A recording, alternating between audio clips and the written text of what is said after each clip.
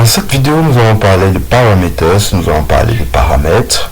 Plutôt, nous avons vu comment retourner une variable, nous avons parlé de string, nous avons parlé de fonctions, nous avons parlé de booléens et tout. Donc, dans cette vidéo, on va voir comment récupérer dans une fonction un paramètre pour pouvoir travailler avec.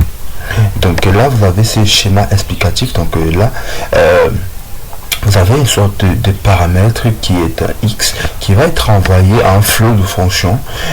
La fonction va utiliser x pour travailler avec. Bien évidemment, en programmation, on peut ne pas travailler avec, mais on est dans le cas où on se met dans la dialectique où on l'utiliserait pour travailler avec. Ensuite, on aura donc ce retour qui est encore égal à y. Ok, donc vous avez ce flot qui part dans ce sens particulier. Ok, donc si je reviens là, je vais nettoyer un tout petit peu tout cela. Je vais faire comme ceci. Voilà, donc je vais... Voilà. Donc si on a encore... une fonction, voilà. Une fonction string, par exemple, c'est my name, toujours. Show name, tout simplement. Voilà. Et là, on aimerait retourner par exemple quelque chose, ok? On aimerait retourner par exemple bond, ok? Bond. J'aime bien le personnage en fait.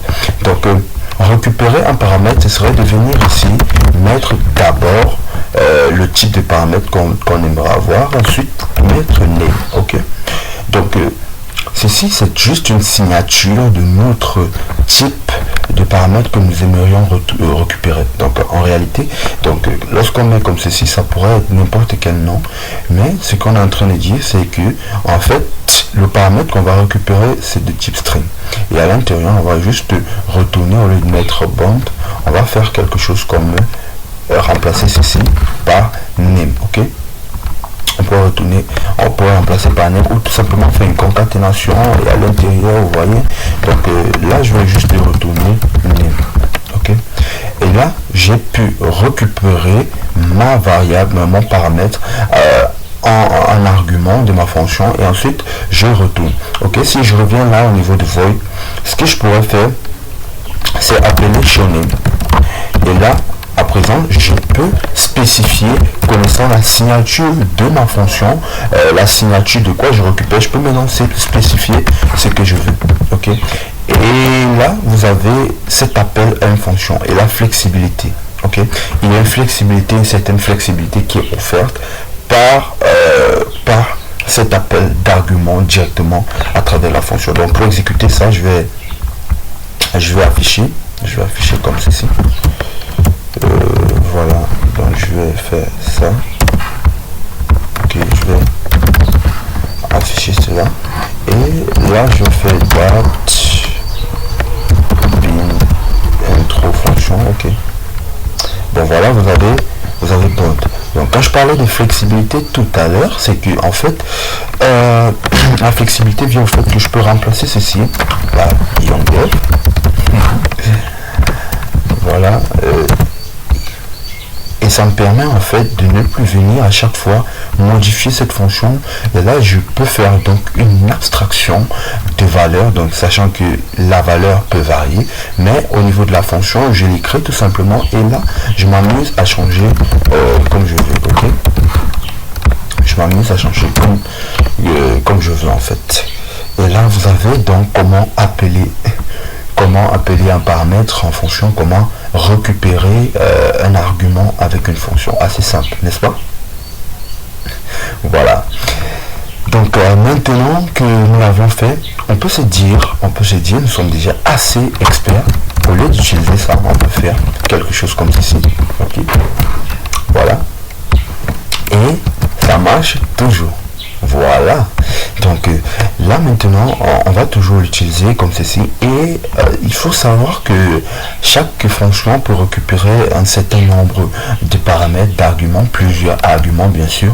Donc au lieu d'avoir seulement un seul name qu'on récupère, on pourrait récupérer par exemple l'âge de la personne directement, on pourrait récupérer par exemple son prénom, voilà, etc.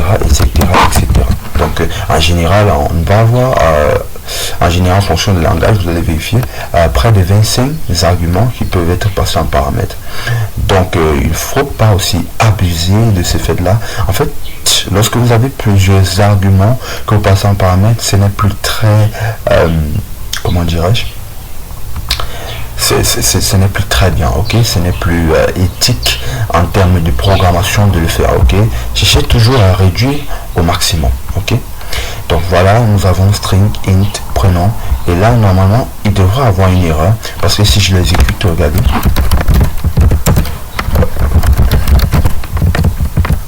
si je l'exécute comme ceci, voilà, il y a une erreur qui est élevée parce qu'en fait je demande 3 arguments. Donc en signature de la fonction, je demande 3 arguments et je passe juste un argument. Donc il y a problème. Donc plus tard on verra comment pouvoir définir pour que même si on passe un seul argument, plusieurs par rapport au nombre qui est demandé, qu'on puisse traiter cela, que la fonction puisse traiter cela.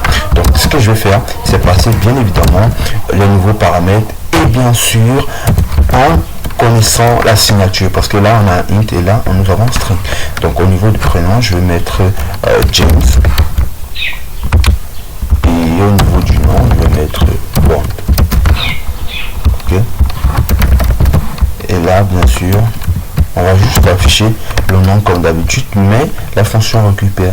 Ok, donc si vous voulez afficher tout ça, vous ne pouvez pas retourner juste name. Donc plus tard on verra, c'est un type que vous allez utiliser pour retourner si vous voulez retourner plusieurs. Donc voilà un peu de quoi il s'agit quand on parle de récupérer des arguments pour une fonction pour pouvoir travailler avec au mieux. Donc voilà un peu ce que vous pouvez faire. Donc amusez-vous comme d'habitude. Amusez-vous à utiliser ces arguments, faites des petits calculs, faites des petits jeux, un schéma récupéré par exemple quelque chose dans une fonction de l'utilisateur et tout, et effectuez des calculs avec. Et je vous dis à la prochaine, je vous revois dans une autre vidéo afin de continuer.